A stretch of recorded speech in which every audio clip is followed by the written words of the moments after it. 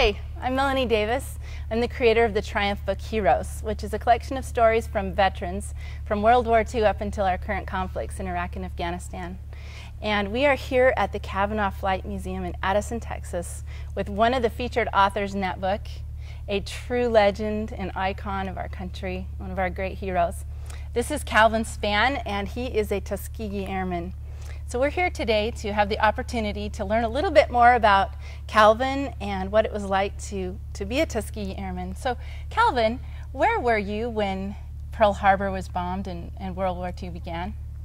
Well, I was in my senior year in high school, and I was working at a fast food restaurant, working in the kitchen, cooking hot dogs and French fries, you know.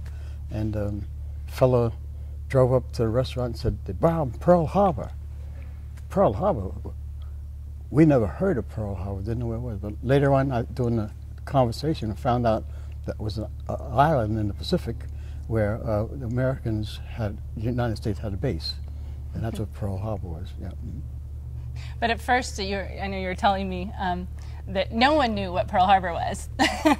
Pearl Harbor. They were all running around saying they bombed Pearl Harbor, but no one knew. No one knew what it was. That's very fun. So after that happened, were you drafted or did you join the military? No, I was in my last year of high school, and I wasn't draft age, but some of the fellows I used to pal around with, which most high school kids did, pal around with guys a little older than they were drafted. And a lot of them ended up out here in Texas at Fort Huachuca, is a military base, and they were telling me that, hey, we know you want to go in the Air Corps and you want to learn how to fly. You better volunteer because we don't get to ride these horses as much as we like to. We're usually walking behind them. So they had gone thinking they were going to get to a lot of horseback riding. That's right, yeah. So you decided to go ahead and enlist in the Air Corps? Well, I had to take a 2-year college equivalency test in order to get in the Army Air Corps at that time, because that was a requirement for the Air Corps. If I waited to be drafted, I might end up in Fort Huachuca with my fellow walking guys, behind a horse, and I wouldn't be able to get my chance. Yes. Yeah. Yes. So was that all you needed to do? Was just take a test, or was there another little stumbling block? Well, it was a stumbling block, all right. I had to call and tell my mother that I wanted to go, and she said, "Well, look, son, if that's what you want to do, you go ahead, and I'll pray for you." I'll pray. And I many times when flying over Europe, over the Alps, I was hoping my mother was praying for me. Yeah. Yes. I bet you were feeling her prayers at that time. Yes, I was feeling her prayers. Yeah. How many Tuskegee Airmen are there today? Do you know?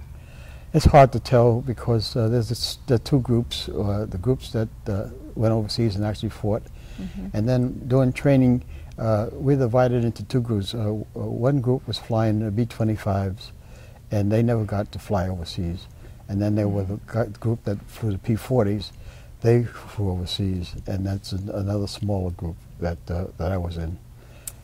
You know, that makes me think of something I meant to mention at the start, and that is that we're actually sitting in front of a P-51, which is very similar to the plane that you flew. Isn't that right? It's actually a P-51. Yeah. So people know that we're actually sitting in front of this very significant airplane here today. It's what's behind us.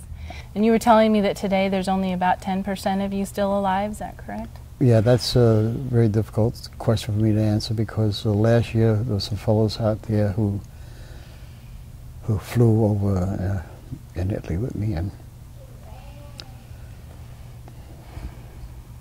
they're not here today. Yeah. Okay, Calvin, I just have one more question for you. What wisdom do you have to share with the youth of today? And to the youngsters who are listening today, I want to make sure that while you're in school, I want you to learn all your subjects, math and science, and set certain goals to achieve those goals. And you will be successful in the world out here today. Well, Calvin, thank you so much for joining us today. And having had the opportunity to interview Calvin for the Triumph book Heroes, I can tell you that there is a lot more to his story than you were able to hear today. And if you'd like the opportunity to read that, you can purchase a copy of the Triumph book Heroes at loveyourveterans.org, and a portion of the proceeds from that book will go to supporting our veterans. For more information about the Triumph Book Heroes and my story, you can also go to the website tdslgrind.tv.